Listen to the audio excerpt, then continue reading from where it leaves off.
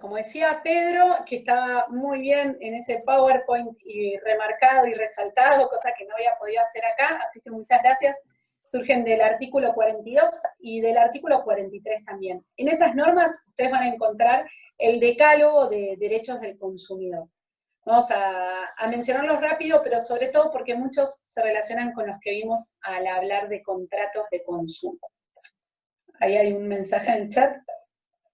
Ah, no tengo los lentes. No tengo los lentes, dice María José Notebook, pero ahí se va agrandando, María José. Eso, y queda grabado, así que, bueno, ¿qué derechos entonces se desprenden de la Constitución Nacional? Como decíamos, cuando Pedro habla de los contratos de consumo, el de libertad de contratación, que se vincula con el de libertad de elección del artículo 42. ¿Qué es lo que impide o protege este derecho? Que existan cláusulas abusivas que limiten o imposibilitan la libertad de contratar del consumidor, especialmente, como ya puso el ejemplo, aquellas que subordinan la producción de productos o servicios a la adquisición simultánea de otros, que no son los expresamente queridos. En estos, para ponerles otra cara de la misma moneda, o similar, relacionada con los contratos bancarios, la otra vez leía un fallo en el que, por ejemplo, se decía que si una persona va a un banco a pedir un préstamo, el hecho de que la entidad bancaria le exija, para poder darle ese préstamo, la apertura de una serie de servicios, no se considera como una práctica abusiva, sino que está en orden a las atribuciones que tiene la entidad bancaria de que a quien le vaya a dar el dinero tenga efectivamente una cuenta abierta en esa entidad. En este caso el banco se lo denegó, porque la persona que lo pedía no quería abrir una cuenta en el banco, y entonces esta persona, por esa solicitud rechazada, inició una demanda invocando justamente una lesión a su libertad de contratar. Y en ese momento un tribunal, no me acuerdo si la sala de la Cámara de Apelaciones en lo Comercial, le dijo que no era una práctica abusiva del banco, sino que por el contrario el banco puede exigir que se abra cuanto menos una cuenta, no me acuerdo si era caja de ahorro o cuenta, me parece que era una cuenta corriente, a fin de poder analizar esa solicitud al crédito. O sea, como requisito para poder darle un préstamo que fuera un cliente bancario. Y entonces, bueno, el reconocimiento de esta libertad de contratación es uno de los pilares básicos y fundamentales de la Ley de Defensa del Consumidor, de la protección del consumidor, y para que el mercado pueda cumplir con este imperativo, se dice que se tienen que presentar dos elementos. Uno es la libertad de elección para todos los sectores de la población. Hoy un poco con intervención gubernamental estamos siendo testigos de eso con el tema de los precios justos, pero la libertad de elección para todos los sectores de la población lo que persigue es que los precios sean justos, que haya variedad de productos y servicios, de modo que funcione la libre competencia y el abastecimiento en todos los sectores de la población. Y también la otra arista de esta libertad de elección se relaciona con la calidad de los productos y servicios. El segundo de los derechos, a ver si me deja moverlo, que vamos a mencionar, en realidad los pusimos juntos porque son muy similares, es el de no discriminación y arbitrariedad, por un lado, y acceso digno y equitativo a la justicia. Esto ya mencionamos los artículos del Código Civil y Comercial de la Nación. En la Ley de Defensa del Consumidor se incorporó el artículo 8 bis. Se los escribimos para que ustedes los puedan leer, así usan sus leyes, pero sobre todo es similar a como está en el Código Civil y Comercial de la Nación, y los proveedores deben garantizar condiciones de atención y trato digno a los consumidores usuarios, y deben evitar todas las situaciones que los coloquen en situaciones vergonzantes, vejatorias o intimidatorias, no hacer diferenciación entre consumidores extranjeros. Hasta acá, igual que como vimos en los artículos del Código Civil y Comercial de la Nación. Sobre todo, como decíamos, que lesiona el trato digno, el no brindar una atención adecuada, a término, las demoras injustificadas de los trámites. Entonces, por esa razón, ¿qué es lo que se exige al proveedor? Que disponga los medios y los programas necesarios para que quienes requieran una atención preferencial por estar en situaciones desventajosas puedan acceder también a esas condiciones equitativas. Lo mismo a los consumidores de bajos ingresos, como poníamos el ejemplo en caso de situación de analfabetismo total o parcial, brindar los medios para que puedan recabar toda la información necesaria y no estén en una situación de desequilibrio frente al proveedor. Y también, en cumplimiento de esta norma, las Naciones Unidas, así como, las Naciones Unidas principalmente instan a las asociaciones de consumidores y a los medios de comunicación a que puedan atender a estas realidades relacionadas con disponer de todos los medios y herramientas para que este derecho a la no discriminación y al acceso al trato equitativo y digno pueda verificarse en la práctica. Otro de los derechos es el de la educación. El derecho a la educación está contemplado, además denunciado en el artículo 42 de la Ley de Defensa del Consumidor, en los artículos 60 y 61 además de estar enunciado en el artículo 42 de la Constitución Nacional, está también incorporado en los artículos 60 y 61 de la Ley de Defensa del Consumidor. Este derecho es principal y primordial para poder hacer efectivos el resto de los derechos. Sin este derecho, la vigencia de los demás es prácticamente imposible. Pero lo cierto es que no alcanza con su sola declaración si no se disponen de los medios para poder llevarlo a la práctica. Eso es de lo que se encargan un poco el artículo 60 y 61. En resumen, lo que buscan es promover planes de educación para el consumo y difusión en los medios masivos de comunicación, en los de publicidad, o sea, el Estado es el que debe instar a la promoción de estos planes. Cuando se habla de educación, esta educación es formal, o sea, por eso está previsto que se imparta educación formal en las escuelas primarias, secundarias, en los terciarios, y también educación informal al consumidor, sobre todos los temas relacionados con la Ley de Defensa del Consumidor, para poder orientarlo a prevenir los riesgos que puedan derivarse del consumo de productos o de la utilización de los servicios. En este punto también van a asumir un rol muy importante las asociaciones de consumidores en cuanto a la posibilidad de promover cursos o capacitaciones inherentes a todos los derechos propios de los consumidores. En el artículo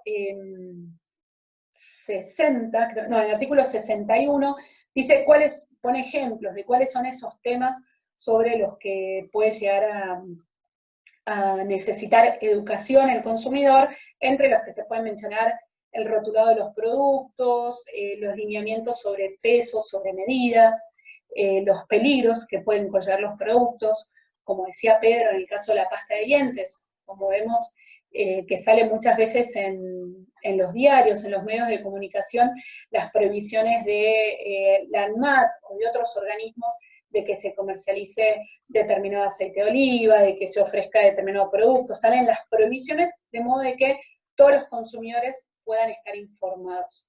El Estado entonces tiene el deber de disponer los medios para que el consumidor pueda tomar conocimiento, por ejemplo, de la existencia de un producto riesgoso. Y en esto no alcanza solo a la fabricación del producto, sino que exige de parte de las empresas un compromiso postventa, por así decirlo, después de que se haya fabricado y vendido el producto. Y en esto hay varios ejemplos relacionados con la comercialización de automóviles 0 kilómetro. Ahora, no me acuerdo, hubo un caso emblemático, pero no me acuerdo si era de Ford, pero bueno, a veces algunos que vienen con algún defecto en la alineación o que tienen por algún defecto de fabricación un riesgo de que se pinche una rueda y el auto vuelque, por ejemplo. Entonces, en esos casos, la empresa fabricante está obligada a comentarlo, a difundirlo, a advertir a sus consumidores, y en muchos casos, si lo vieron, en los diarios sale todos los que tengan tal automotor adquirido en estos años, este modelo, le pedimos que lo traigan a la fábrica, que gratuitamente vamos a realizar esta tarea de mantenimiento. No sé, Pedro, si vos te acordás qué ejemplo... No, me acuerdo que era el efecto de fabricación en los neumáticos, y muchas veces esto, digamos, por un lado, todos los derechos se entrecruzan, ¿no?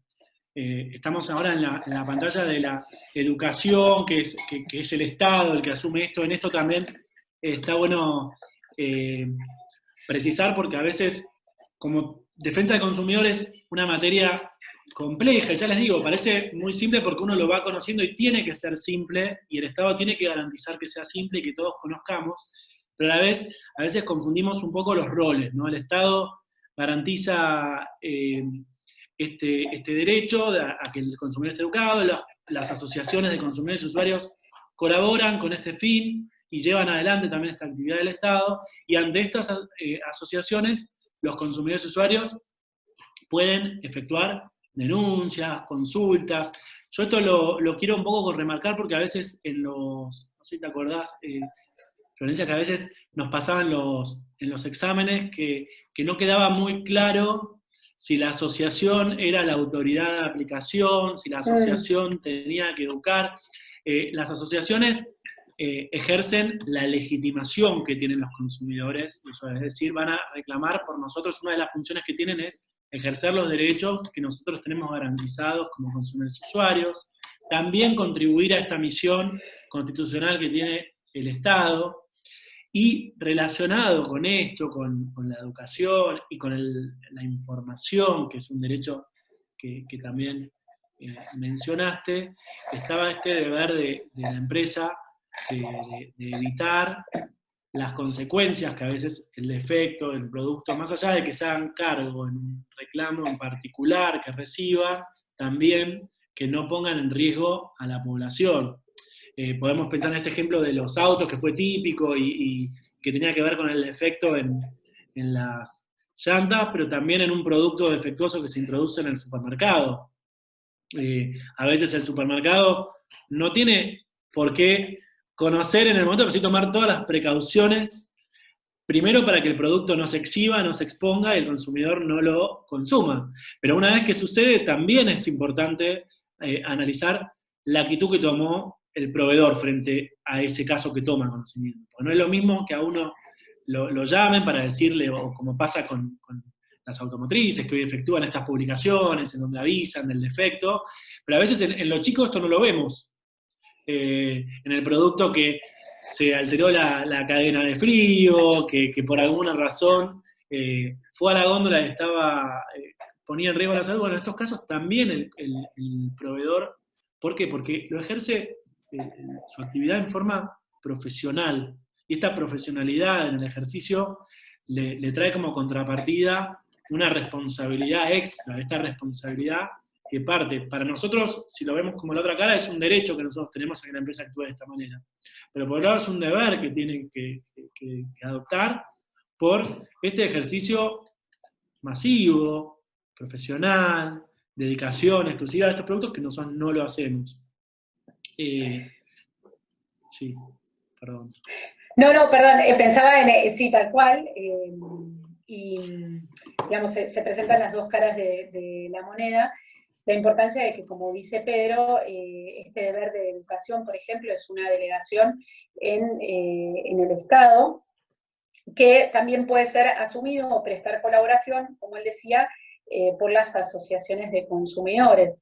Y en esto nos ayuda, para poder ver también que las asociaciones no son el Estado, recordar la clase de personas jurídicas privadas. Si se acuerdan, cuando veíamos personas jurídicas privadas, decíamos que las asociaciones tienen la finalidad de tienen objetivos del bien común y son sin fines de lucro, pero que tienen la finalidad de colaborar con un deber del Estado, que no por eso deja de ser del Estado, pero que el Estado les confiere ciertos beneficios, ciertas ventajas para que puedan cumplir con la función de colaborar con el Estado. Sin embargo, la obligación de educación recae en el Estado, que puede contar con la ayuda de otras personas jurídicas, como son las asociaciones de consumidores.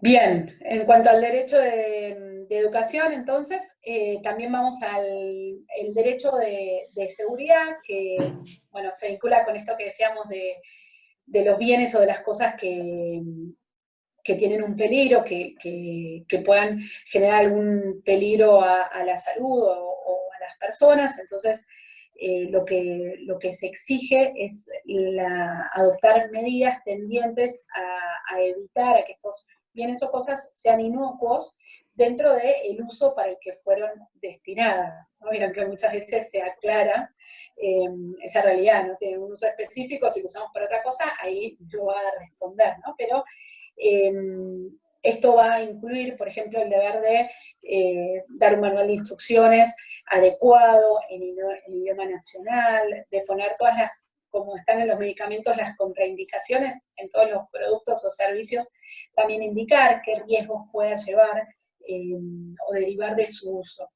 Y este se integra, entonces, como decíamos, con el 5, con el 6, y también, que no lo puse acá, con el artículo 52 de la Ley de Defensa del Consumidor, que lo que persigue es que se promuevan las acciones judiciales tendientes a evitar que se produzcan estos daños.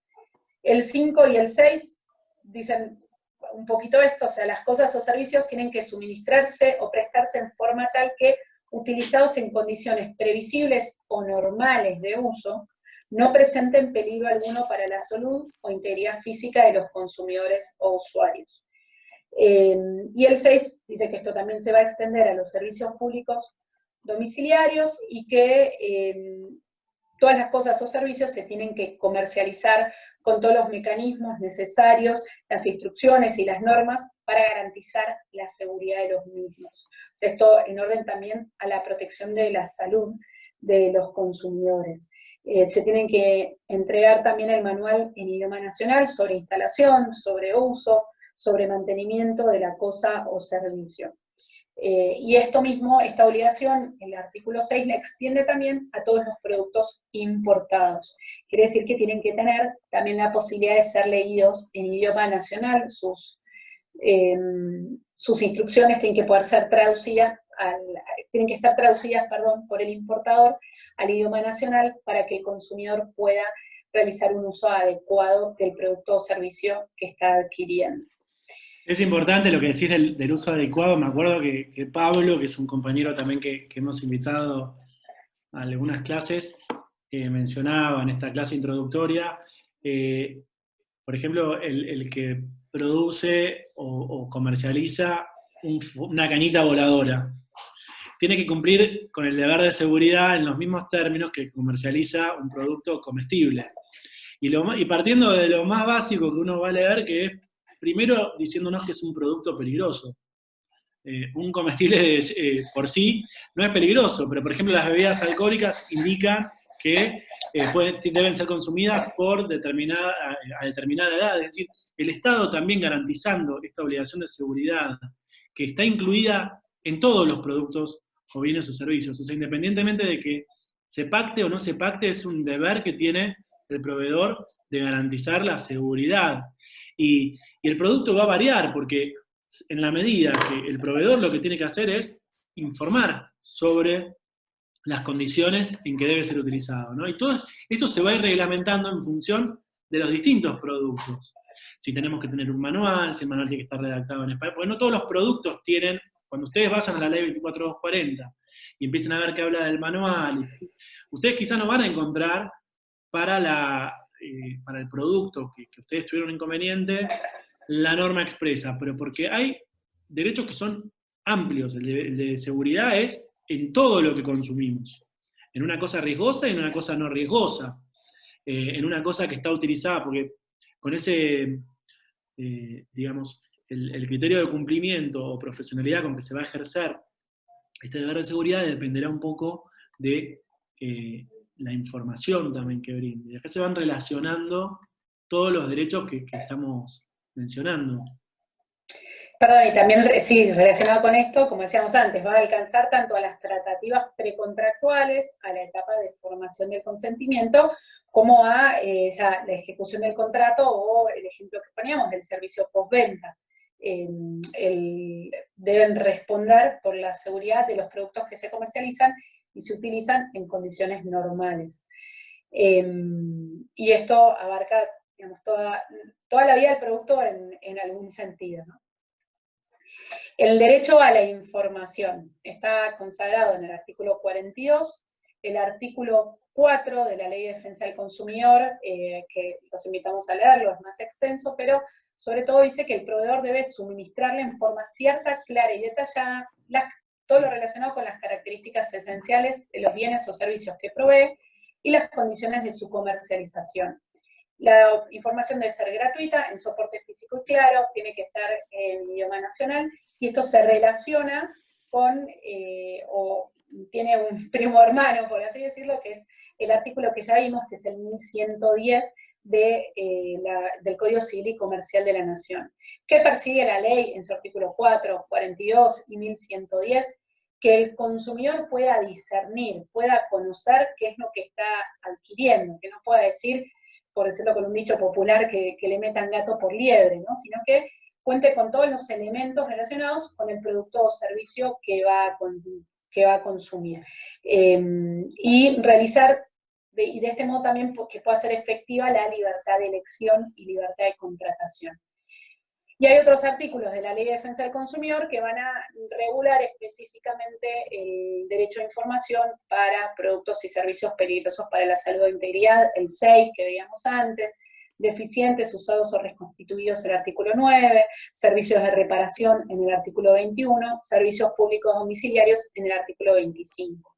Son artículos que de manera concreta y específica llevan a la práctica o lo aplican a situaciones particulares este amplio derecho a información.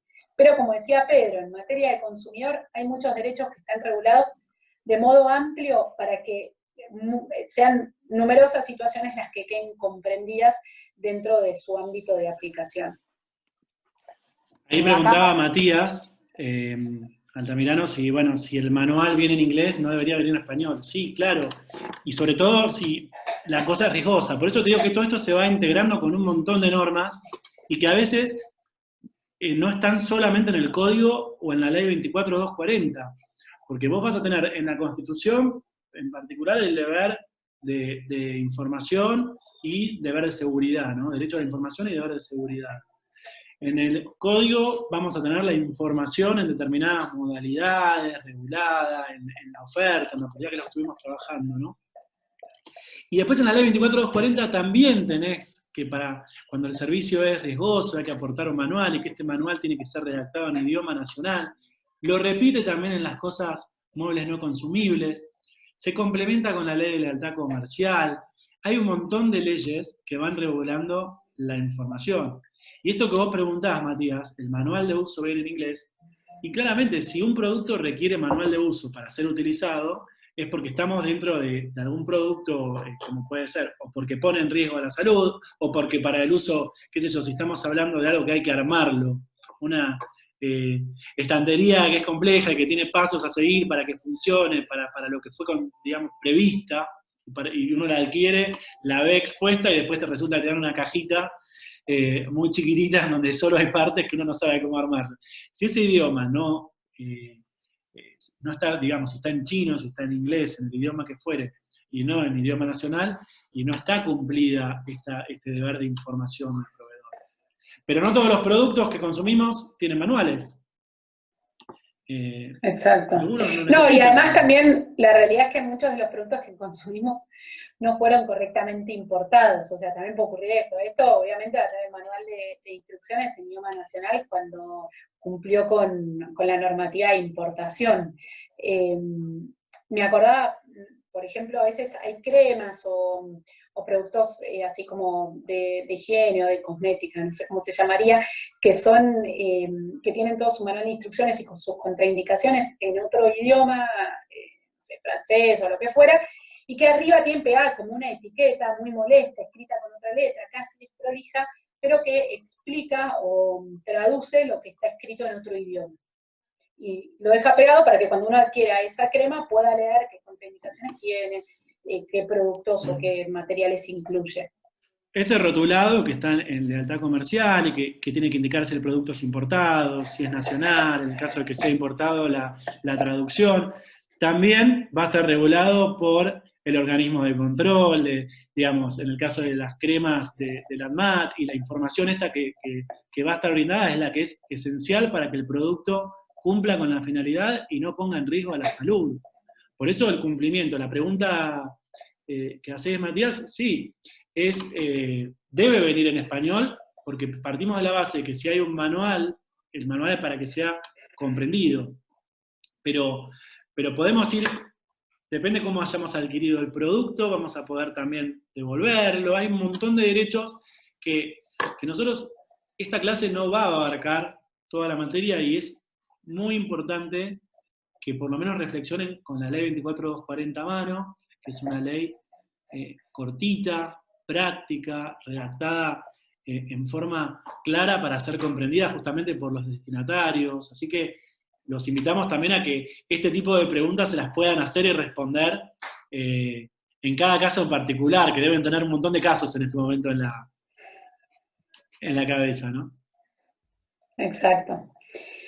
Bueno, derecho de protección del ambiente, esto un poco relacionado con el consumo sustentable, o sea, poder implementar pautas o estrategias hacia justamente un consumo sustentable, que no haya, o tratar de evitar o disminuir los daños ambientales, un poco relacionado con esto también todas las normas de protección del medio ambiente que hoy vemos que le exigen a las empresas, también visto desde la órbita de la empresa, aun cuando se le aplique otra reglamentación, pero con la responsabilidad social empresaria y con todas estas campañas que asumen para poder favorecer o beneficiar a la ecología, como por ejemplo las terrazas verdes o las normativas sobre antenas, además de todas las disposiciones y normas que se aplican en la fabricación de los productos. Después, otro de los derechos es el de protección de sus intereses económicos. Este es un derecho estrictamente patrimonial, se va a vincular con la calidad de los productos, también con la vigencia de una verdadera justicia contractual y el acceso a un sistema de compensación justo y equitativo en caso de que se tengan que reparar daños. En cuanto a calidad, o sea, básicamente la protección de los intereses económicos del consumidor es que pueda adquirir un bien o producto de acuerdo con las naturalezas o características, que sea idóneo para satisfacer la finalidad o necesidad que lo llevó a efectuar esa operación. Y el derecho de acceso a la justicia. El derecho de acceso a la justicia, los invitamos a que lean el artículo 53 y 55 de la Ley de Defensa del Consumidor. Ahí están en líneas generales lo que disponen. O sea, el 53 se refiere a normas del proceso, va a disponer la necesidad de que cada jurisdicción implemente un proceso de conocimiento más abreviado para los reclamos relacionados con o inherentes a los consumidores, en caso de que el conflicto que se haya presentado se pueda resolver en este procedimiento más abreviado. En caso de que no, se puede utilizar el proceso de conocimiento más amplio que estuviera previsto en esa jurisdicción.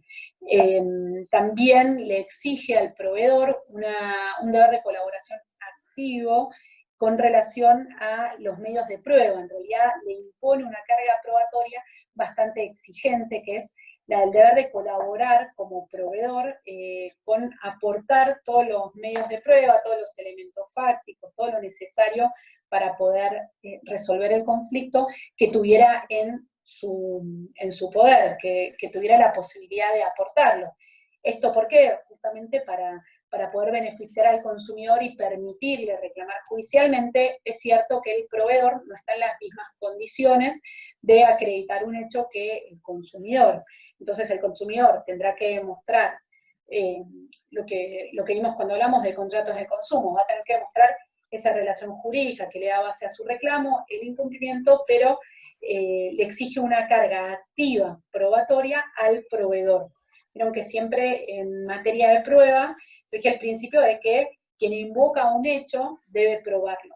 Bueno, en este caso, este principio se invierte un poco, porque en caso de que el consumidor no tenga los medios y el proveedor sí, es el proveedor el que está obligado por este artículo 53 de la Ley de Defensa del Consumidor a aportar los medios de prueba para poder llegar a la solución del conflicto. Y a su vez el artículo 53 dispone la justicia gratuita para el consumidor, salvo que esté demostrado que cuenta con los medios solventes y económicos suficientes para asumir los costos que implica litigar. El consumidor tiene el derecho y no se le puede exigir que pague tasa de justicia, que tenga que asumir ciertos gastos necesarios para poder iniciar un juicio. Esto justamente, como decimos, es derecho de acceso a la justicia. Si la ley no dispone de estos medios, ¿cómo va a acceder el consumidor a que su reclamo pueda ser dirimido judicialmente? Y el artículo 55, como ya anticipó Pedro, le da una legitimación amplia a las asociaciones de consumidores para que inicien acciones judiciales reclamando por los derechos de todas las personas, todos los usuarios o consumidores que se encuentren comprometidos en ese incumplimiento. ¿Sí? Aun cuando expresamente no vayan a demandar ellos. O sea, en el caso, hubo casos, no sé, por ejemplo, a veces de algún cargo o consumo, al que hablábamos de los bancos, de algún cargo o consumo de las entidades bancarias que lo aumentaron sin el aval, sin la conformidad de su cliente, y de repente la prestación de ese servicio aumentó en una suma ínfima, pero que multiplicado por la totalidad de los clientes bancarios, representaba un gran monto para el banco. Pero quizás el cliente bancario no tiene ganas de iniciar un reclamo judicial para pedir que le devuelvan esos 2,50 pesos de más que le está cobrando el banco. Entonces, en estos casos se le otorga una legitimación amplia a la Asociación de Consumidores para que inicie ese reclamo y reclamando por la totalidad de los consumidores usuarios que estén comprendidos dentro de ese incumplimiento. Y finalmente el derecho a asociarse, que lo vamos a encontrar en la Ley de Defensa del Consumidor, en los artículos 55 al 58 y 60 al 62, y que surge también de la Constitución Nacional. Y se trata esto de un interés ligado a la actitud asociativa dirigida sustancialmente a promover la protección y el reclamo de los consumidores a través de un encauzamiento global en situaciones análogas, lo que decíamos antes en cuanto a la legitimación de las acciones iniciadas por las asociaciones de consumidores. Y el artículo 60 de la Ley de Defensa del Consumidor, que lo mencionamos antes, pero le impone al Estado el deber de fomentar la constitución de asociaciones. O sea, en esto que decíamos, las asociaciones, recordando cuando vimos personas jurídicas, colaboran con un deber del Estado. Entonces, en este caso, particularmente en las de los consumidores, el Estado tiene el deber de fomentar la constitución de las asociaciones, también permitir y regular su funcionamiento, y la participación de la sociedad, busca promover una participación activa de la sociedad. Y en el artículo 62 prevé la contribución financiera para que las asociaciones puedan lograr sus objetivos. O sea, una forma de ver cómo el 60, que parece quizás más abstracto, se vuelve concreto en el 62, que le exige al Estado el deber de contribuir a que las asociaciones puedan lograr sus objetivos, porque no son enemigos ni mucho menos, sino que contribuye con un deber del Estado.